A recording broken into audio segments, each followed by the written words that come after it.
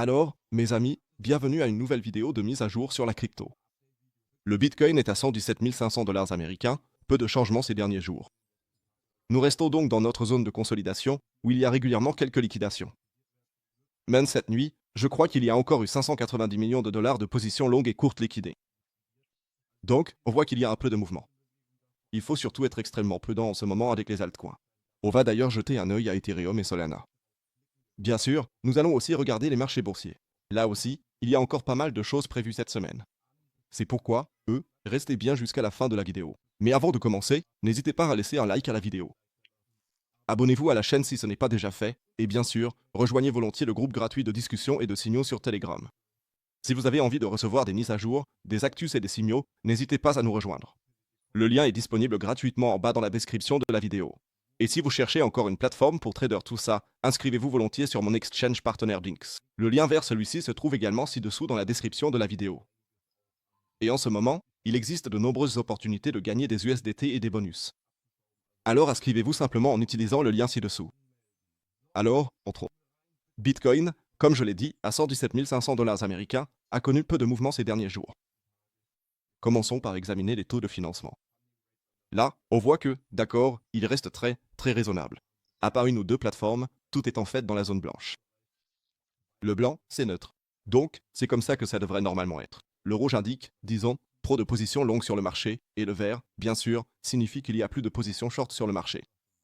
Donc vous voyez, le marché est relativement équilibré et on le constate aussi ici dans cette zone de consolidation. Nous sommes actuellement dans une phase importante des altcoins.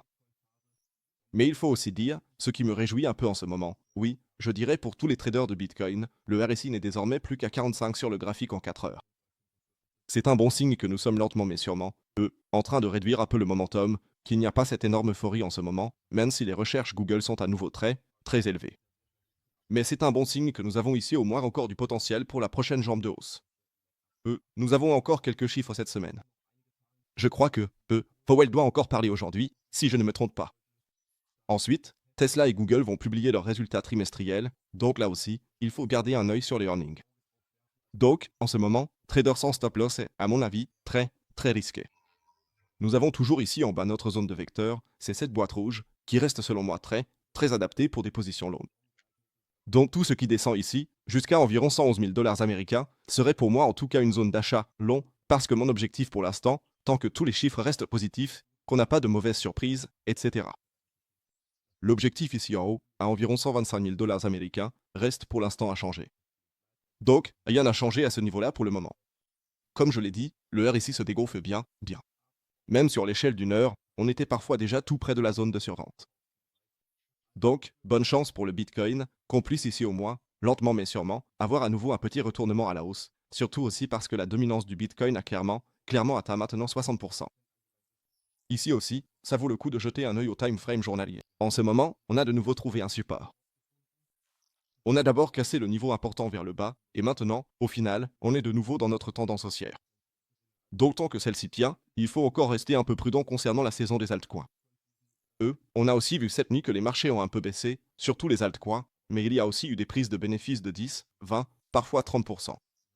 Il est toujours possible qu'on voit à nouveau une petite surperformance du Bitcoin, avant que, peut-être, les altcoins veuillent repartir à la hausse. Mais vous voyez ici, c'est notre tendance journalière, elle reste intacte. Donc là, on teste justement le Golden Pocket que l'on avait franchi il y a seulement quelques semaines, voire quelques mois. Donc il ne faut pas, à mon avis, proclamer trop tôt une saison des altcoins durables. À propos des altcoins, commençons par Ethereum. Qu'en est-il là-bas? Ethereum explose et explose encore, et nous sommes montés jusqu'à des sommets à 3 850 dollars américains. La tendance reste très haussière. Je ne chercherai pas non plus un shorter ici pour le moment. C'est d'ailleurs ce que j'ai déjà dit hier dans le groupe Telegram. Nous avons désormais atteint l'extension FIT, le niveau 1 ici. Il est donc tout à fait possible que la vague 3 soit déjà terminée ici. Théoriquement, mais ce serait maintenant, selon ma zone d'extension, on pourrait encore monter ici jusqu'à 4200 ou 4500 dollars américains. Entre-temps, j'aimerais bien avoir une correction. Ça veut dire que notre objectif, dont on a parlé la semaine dernière dans le live stream et aussi ce week-end pendant le live stream, reste pour l'instant ici en bas, entre 3000 et 2700 dollars américains. Je garderai donc cette zone à l'œil. Bien sûr, il faudra peut-être ajuster cette zone si jamais on monte encore plus haut. Mais pour l'instant, C'est ma zone cible pour d'éventuels nouveaux trades longs dans une possible vague 5 qui nous amènerait alors vers environ 4 500 $. Bien sûr, il faut préciser qu'à partir du niveau actuel, cela représenterait une chute de 18%. En ce moment, c'est un peu inimaginable, mais si on regarde les altcoins de temps en temps, vous savez bien qu'ils peuvent aussi faire ce genre de mouvement vers le bas en seulement quelques heures. Un petit flash crash, histoire de surprendre tout le monde, puis ça se fait racheter instantanément, avec une énorme mèche qui sera remplie tôt ou tard. Sinon, regardons rapidement le graphique en une heure, à quoi ça ressemble. Aucune surprise non plus. Certes, sur le time frame d'une heure, on a au moins un RSI qui s'est nettement corrigé et il y a aussi beaucoup plus de volume qui est revenu. On le voit très clairement ici en bas. Donc en fait, tout laisse encore penser que ça va continuer à monter. C'est pourquoi, moi, je ne shorterai pas. Bien sûr, on a d'énormes divergences, peu importe le time frame. Que l'on regarde en une heure, en 4 heures, ou même si on observe tout ça en daily, on est clairement en s'arrachat, mais curieusement, il n'y a pas de divergence, donc pas de divergence baissière. La seule chose qui reste encore un peu faible ici, du moins sur les time frames plus larges, c'est le volume.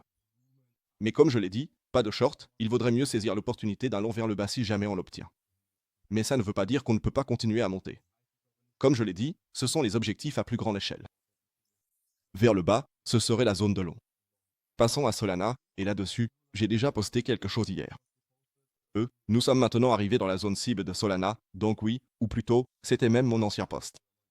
Par exemple, Solana a fait un mouvement impulsif très fort. L'objectif se situe d'abord entre 192 et 195 $. C'était mon ancien poste de, oui, 8 heures du matin et puis vers le soir, la zone cible a été atteinte. Mais ici aussi, il y a encore du potentiel, si on regarde le graphique. Actuellement, on trade autour de 199 $. Si l'on part du principe qu'il s'agissait ici peut-être de la vague 2, on a une zone d'extension d'environ 217 jusqu'à même, 274 $. Personnellement, je ne les vois pas pour l'instant, d'où la zone rouge. C'est donc d'abord cette zone-ci. Ici aussi, il y a encore une inefficience et une bougie vecteur. Donc, cela signifie que toute cette zone en haut devrait représenter une zone de vente, et ensuite, il se pourrait qu'un retournement ait lieu, ce qui nous permettrait de prendre une position longue ici en bas pour, potentiellement, la dernière jambe de hausse vers la zone des 270 aux 300 $. Voilà donc, c'est le plan pour Solana pour l'instant. N'oubliez pas, peu importe l'altcoin que vous tradez en ce moment, prenez vos profits, ne soyez pas trop gourmand. Ici aussi, le RSI est complètement surchauffé en daily, et surtout sur le time frame 4 heures, c'est totalement hors norme. Soyez donc vraiment prudent et ne tombez pas dans le FOMO. Il y aura toujours de nouvelles opportunités, alors ne vous précipitez pas bêtement ici. Passons maintenant au marché traditionnel, disons les marchés classiques, l'or reste toujours dans sa fourchette, il n'y a pratiquement aucun mouvement. Je pense qu'on attend encore un peu, notamment pour voir comment vont sortir les résultats trimestriels des gros acteurs, et bien sûr aussi en attendant de nouvelles annonces de la Fed. D'éventuelles baisses de taux, si elles devaient arriver, seraient extrêmement haussières pour l'or. Donc ici aussi, je vais commencer tout doucement à me positionner à l'achat, surtout si on a encore une petite correction dans les prochaines heures ou jours, vers la zone de la moyenne mobile de Sens, à 3344. Je pense que je vais alors progressivement m'orienter à la hausse. Je reste extrêmement haussier sur l'or, et d'ailleurs, puisqu'on en parle, on peut aussi dire un mot rapide sur l'argent. L'argent aussi reste très haussier. Là aussi, je vois toujours des cours entre 42 et 48 $, sans aucun doute. Donc, pour les métaux précieux, je reste pour l'instant à l'achat et je ne chercherai pas à shorter. Bon, passons maintenant au marché traditionnel. Le DAX ne bouge pas du tout, et le Nasdaq poursuit toujours sa tendance haussière. Le volume reste toujours très faible, même si l'on regarde tout cela en daily, mais on enchaîne ici des records historiques les uns après les autres. Ça n'a peut-être pas l'air magnifique, mais comme je l'ai dit, la tendance reste pour l'instant intacte. On a aussi, je dirais, encore de la marge jusqu'à environ 24 000 points. Dow Jones, même scénario, toujours en phase de consolidation. Toujours pas de record historique, mais cela ressemble de plus en plus à un bull flag.